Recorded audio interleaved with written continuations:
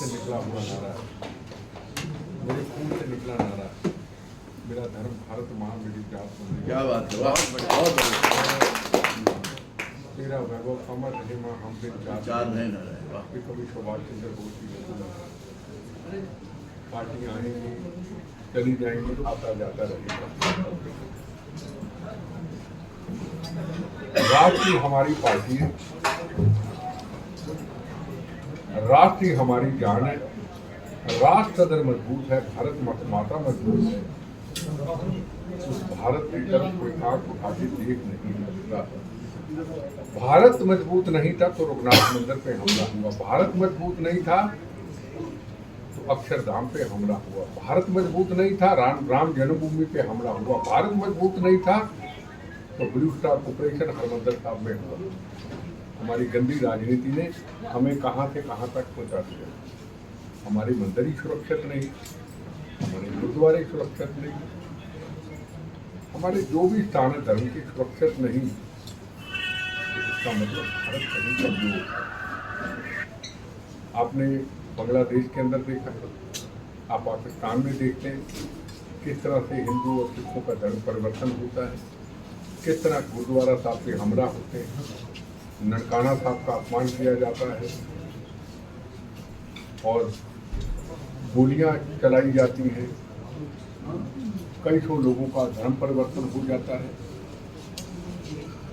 क्या कारण? सबसे बड़ा कारण कि वहाँ तक की ISI वहाँ की एजेंसियाँ ये रोल अदा किया करती हैं जिन्होंने अभी बांग्लादेश में किया, कभी इंदिरा गांधी ने उसके टुकड़े किए थे। आज फिर हम उसी स्थिति पे आ गए। कोई हमें गम नहीं, हमें दुख है इस चीज़ का, पर दुख इस चीज़ का है कि हमारे भारतीयों के ऊपर वहाँ पे जो हमले होते हैं, मंदिरों का अपमान होता है, वो हमारे बहुत दुखदायी बात। और उससे बड़ा दुख ये है कि जब भारत देश के अंदर 2-2, 4-4 पर मंत्री रहे, सेंटर में को मंत्री रहे, हिंदुस्तान की शपथ ले ली, मन के अंदर भारत नहीं दिखा, मन के अंदर धर्म नहीं दिखा, मन के अंदर राम नहीं दिखा, बहुत बढ़िया, मन के अंदर हर हर महादेव नहीं दिखा। जब ये कहा जाता है कि हिंदुस्तान की भी यही हालत होगी, क्या आप इंतजार कर रहे हैं?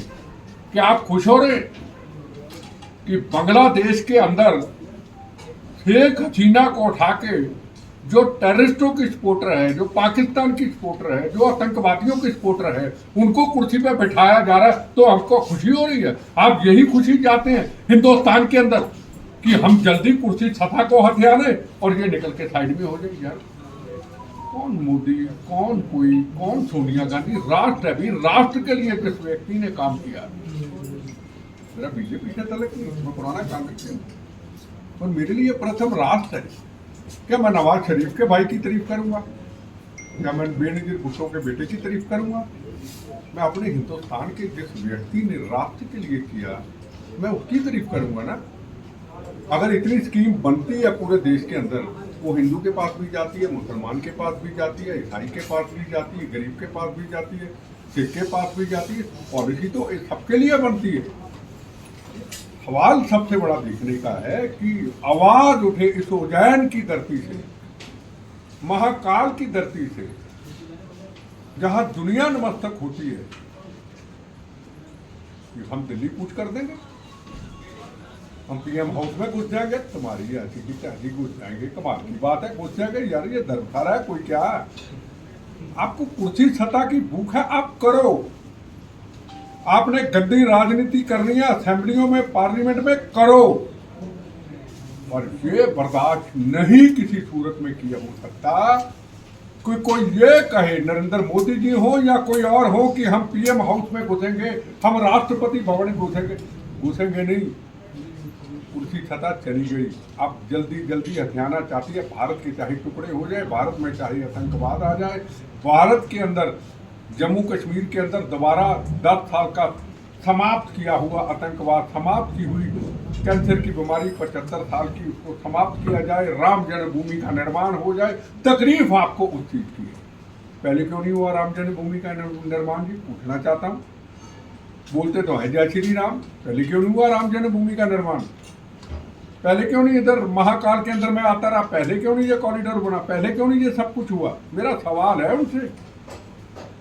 पहले जवान शहीद होते थे जम्मू कश्मीर के अंदर, ये इलेक्शन जीतने के बाद और पार्टियों की सीटें, उससे पहले 10 साल में आतंकवाद क्यों समाप्त हुआ? नक्सलाइट रोज लोगों को मारते थे, अब क्यों खत्म हुआ? 26/11 की घटना खत्म होती थी, अब क्यों नहीं होती? पार्लियामेंट में हमला होता था, अब क्यों नहीं होता? जयपुर के अंदर 120 लोगों को एक दिन में शहीद कर दिया जाता था, अब क्यों नहीं होता? दिवाली के दिनों में माँ बाप अपने बच्चों के खिलौने लेने जाते थे, सरोजिनी नगर में दिल्ली के अंदर ब्लास्ट हो जाता है, खिलौने वहीं रह जाते, डेड बॉडी घूम के आती थी, अब क्यों नहीं होती? क्या हम इतने खुदगर्ज हैं? क्या हम इतना धोखा अपने आप को देते हैं? क्या अपनी भारत माँ को देते हैं, अपने धर्म को देते हैं? ये धोखा है।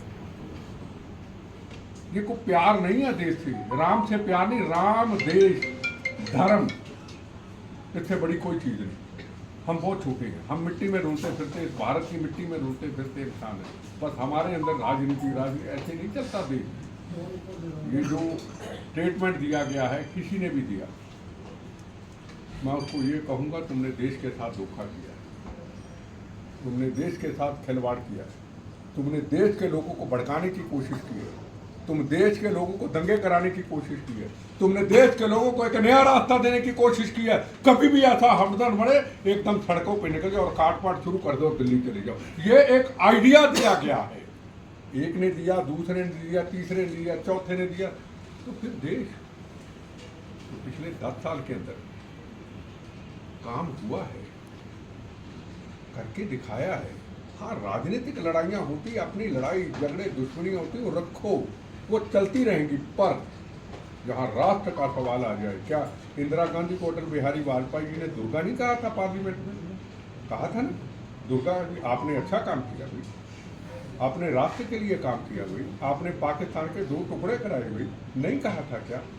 अपनी लड़ाइयाँ रखो, और जहाँ राम का निर्माण हो जाए, जहाँ काशी मथुरा की भी तैयारी हो जाए, जहाँ 370 धारा भी हट जाए, जहाँ जवानों की शहादत भी बंद हो जाए, यहाँ पाकिस्तान थर थर कांपने लग जाए, यहाँ पीओ की लेने की तैयारी हो, जहाँ दुनिया में विश्व हिंदू की तरफ भारत चले जाए, यूक्रेन और रशिया जैसा देश, गोलियां चलती, बम चलते ऊपर से, पाकिस्तान के बच्चे कहते हैं हाथ में तिरंगा झंडा पकड़ लेंगे तो बच जाएंगे, तिरंगा झंडा पकड़ लेते, जवान अपना बच्चे पाकिस्तान चले जाए, माँ बाप कहते अगर भारत का तिरंगा झंडा हाथ में बच्चों के ना, हमारे बच्चे वापस थोड़ा आते, उनकी तो डेड बॉडी आती। ये भारत इस स्थिति पे खड़ा कर दिया है।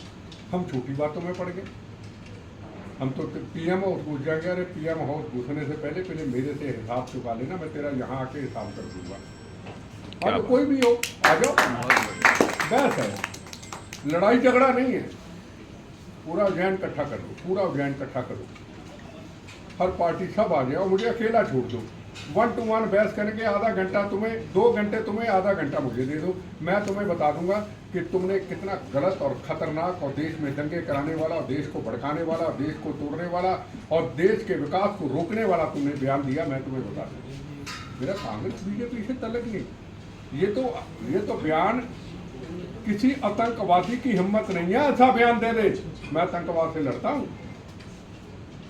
खालिस्तान के नारे लगते हैं ना, वो कनाडा अमेरिका में जाके लगते हैं, यूके में, जहाँ खालिस्तान का नारा लगा के दिखाए तेरी ऐसी की तैसी, रोज टीवी में देखते हैं, इनको हड़का के वही देखता, तुम्हारी ऐसी की तैसी। हिंदुस्तान के अंदर खालिस्तान का नारा नहीं लगेगा, पूरे हिंदुस्तान में सिख समुदाय रहता है।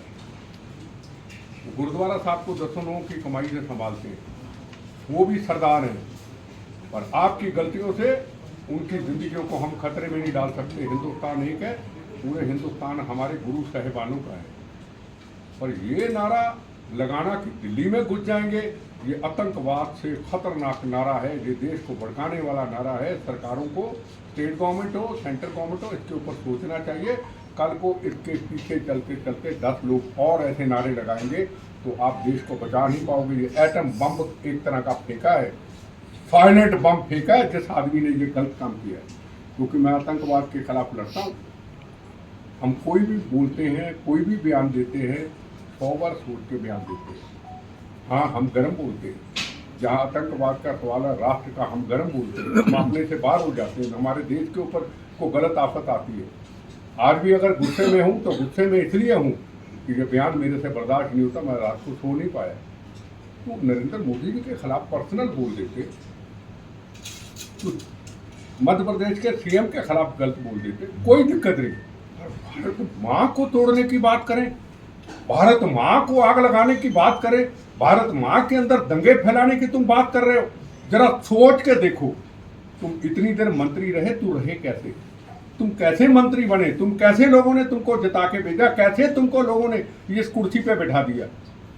मैं यूथ कांग्रेस का प्रेसिडेंट रहा, मैं मध्य प्रदेश में आता रहा, बड़ी रैलियां की, बड़ा स्वागत, बड़ा सब कुछ किया। मैं ऐसे लोगों को कई बार देखता हूँ जो सीएम की कुर्सी पे रहे, आज उनको सोचता हूँ 2-3 बार चीफ मिनिस्टर रहे मध्य प्रदेश में। और सोच, उसामा बिन लादेन जी, उसामा बिन लादेन जिसने अमेरिका के टावर पे हमला, उसको जी, अफजल जी जिसने पार्लियामेंट में हमला किया, कसाब जी। पाकिस्तान की बात करनी, देश को तोड़ने की बात करनी, यही तो कारण हुआ। कांग्रेस क्यों कमजोर हुई? भगवा आतंकवाद, हिंदू आतंकवाद, भगवा आतंकवाद में मैं भगवा पहन लूंगा तो मैं क्या आतंकवादी बन जाऊंगा? इसी कारण कांग्रेस का नुकसान हुआ, नहीं तो कभी ना होता। मैं पुराना कांग्रेस ही हूँ।